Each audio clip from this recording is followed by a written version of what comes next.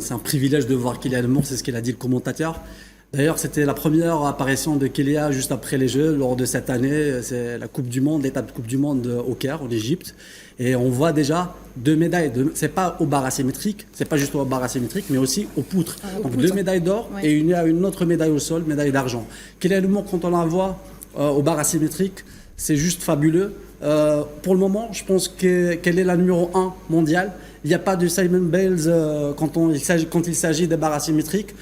Aujourd'hui, elle est en train de détrôné l'américaine. Exactement. Aujourd'hui, si on parle de Kélia, elle est en train de s'améliorer parce qu'aujourd'hui, Kélia, elle est en train de chercher d'autres médailles en poutre et au sol. Et quand on voit les résultats déjà, 14 533 pour les barres asymétriques.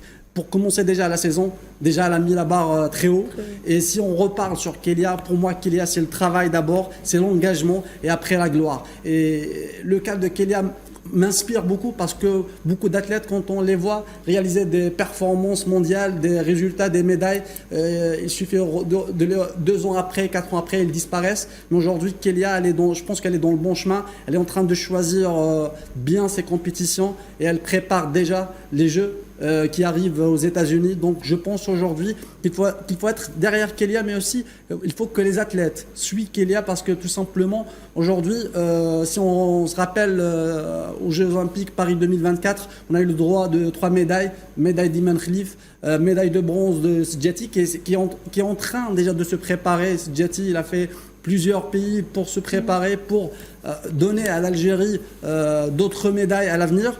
Et je pense que Kélia aujourd'hui, elle inspire beaucoup le monde de la gymnastique ici en Algérie parce qu'au Caire, il n'y avait pas que Kélia. On avait aussi une autre athlète, donc mademoiselle Hamidi, qui était partie chercher la finale. Donc elle a participé à la finale, 8e place. Et quand je vois ces athlètes arriver à ce haut niveau, il faut les mettre en avant, il faut parler d'eux parce que sur la même compétition, j'ai vu un journal canadien en train de parler de ces gymnastes comme s'ils ont réalisé une performance mondiale alors qu'ils étaient classés 12e, 13e, 8e, 9e.